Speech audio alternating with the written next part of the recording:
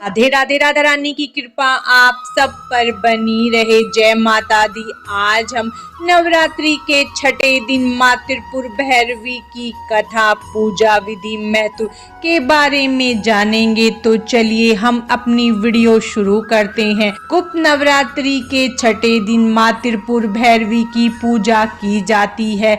यह माता अहंकार का नाश करने वाली मानी जाती है। दुर्गा सप्तशती के अनुसार त्रिपुर भैरवी के उग्र स्वरूप की कांति हजारों उगते सूर्य के समान है। धार्मिक कथाओं में इस बात का वर्णन है कि माता त्रिपुर भैरवी की उत्पत्ति महाकाली की छाया विग्रह से हुई है। देवी भागवत के अनुसार छठी महाविद्या त्रिपुर भैरवी है। माँ त्रिपुर भैरवी के विभिन्न प्रकार के भेद माने गए हैं। सिद्ध भैरवी, चैतन्य भैरवी, भुवनेश्वरी भैरवी, कमलेश्वरी भैरवी, कोलेश्वरी भैरवी, नित्य भैरवी, रुद्र भैरवी, भद्र भैरवी आदि रूप माता के माने जाते। त्रिपुर भैरवी की कथा पौराणिक कथा के अनुसार एक बार जब देवी काली के मन में आया कि वह पुनः अपना गौर वर्ण प्राप्त कर ले, तो यह सोचकर देवी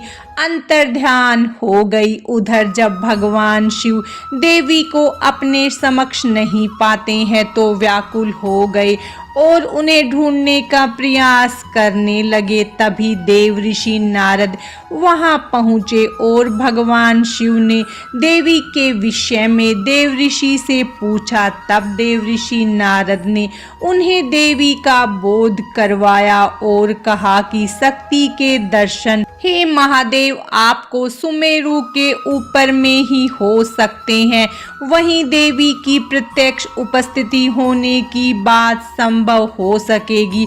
तब भोले शंकर की आज्ञा अनुसार नारद जी देवी को खोजने के लिए वहां गए। महर्षि नारद जी जब वहां पहुंचे तो देवी से शिव जी के साथ विवाह का प्रस्ताव रखने लगे। यह प्रस्ताव सुनकर देवी क्रोधित हो गई और उनकी देह से एक अन्य षोडशी विग्रह प्रकट हुआ और इसी छाया विग्रह को त्रिपुर भैरवी के नाम से जाना गया। माता भैरवी अपने प्राकृतिक रूप में अत्यंत भयंकर और डरावनी प्रतीत होती है, क्योंकि माता भैरवी अपने गले में असुरों के कटे हुए सिरों का हार या मस्तूलों की माला धारण करती है, जिससे रक्त की धारा बह रही होती है। देवी का मुख डरावना और भयावह है। भूत प्रेतों की तरह माता भैरवी का दृश्य है। देवी वह शक्ति है जो दाह संस्कार के माध्यम से चाहे प्राकृतिक क्रियाओं के माध्यम से मृत शरीर को उसके घट भागों में वापस बदलने की अनुमति देती है।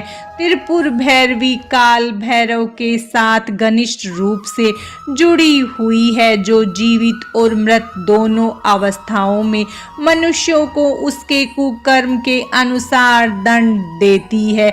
यह बहुत ही भयानक स्वभाव और उग्र स्वभाव की है। काल भैरव भगवान शिव के स्वयं ऐसे अवतार हैं जिनका संहार से गहरा संबंध है और यमराज जी के बहुत करीबी है, क्योंकि किसी भी मनुष्य की आत्मा को उसके कुकर्म के लिए यमराज जी द्वारा ही दंडित किया जाता है। त्रिपुर भैरवी, काल भैरव और यमराज जी भयानक स्वभाव के हैं, जिन्हें देखकर सभी भय से विमुख हो जाते हैं। दुष्कर्म के परिणाम स्वरूप विनाश और दंड इन भयानक रूपों वाले देवताओं की शासन शक्ति है। देवी काल रात्रि, महाकाली, चामुंडा आदि नाशवान गुणों वाली देवियों के समान मानी गई है। त्रिपुर भैरवी की पूजा विधि। माँ त्रिपुर भैरवी की साधना एकांत में की जाती है।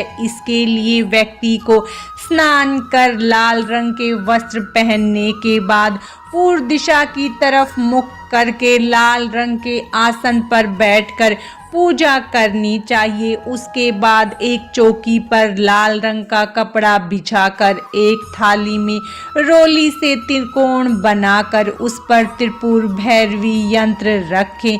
यंत्र के सामने घी का दीपक जलाकर त्रिपुर यंत्र की पूजा करें। उसके बाद त्रिपुर भैरवी मंत्र पढ़ते हुए लाल रंग के फूल तथा लाल गुलाब अर्पित करें। गुलाब या चमेली का इत्र भी चढ़ाना आवश्यक है।